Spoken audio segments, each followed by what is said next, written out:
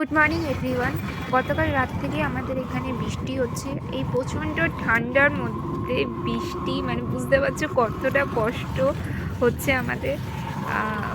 তো তার মধ্যেই সকালবেলা আমাকে বেরিয়ে যেতে হয়েছে। এখনও 7:30 পুরো বাজেনি সকালে, তাই অনেক দোকানই প্রায় বন্ধ রয়েছে এবং রাস্তার ধারে দেখতে পাচ্ছি জল জমে গেছে।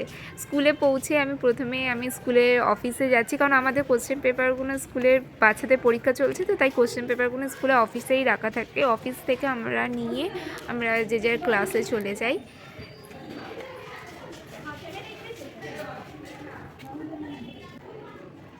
কোশ্চেন পেপারগুলো নেওয়া হয়ে গেছে, এবার আমি যাচ্ছি আমার ক্লাসে। সিঁড়ির লাইটটা একটু বারান্দায় অফ ছিল সকালবেলা। ক্লাসরুমের লাইটগুলো সব জ্বলছে। বৃষ্টির জন্য বাচ্চারা এখনও কেউ আসেনি, কারণ একটু এক্সাম দেরি করে শুরু হবে বলা হয়েছে।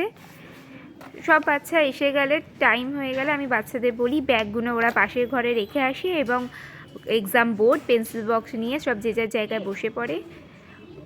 দেখতে পাচ্ছ বন্ধুরা সবাই যে ওরা এক্সাম দিচ্ছে, এবং ওদেরকে দেখে আমাদের নিজেদের কথা মনে পড়ে যাচ্ছে যখন আমরা ছোটো ছিলাম।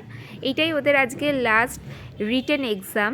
এর পরের দিন শুধু ড্রয়িং হলেই ছুটি হয়ে যাবে, মানে শেষ ওদের পুরো এক্সাম।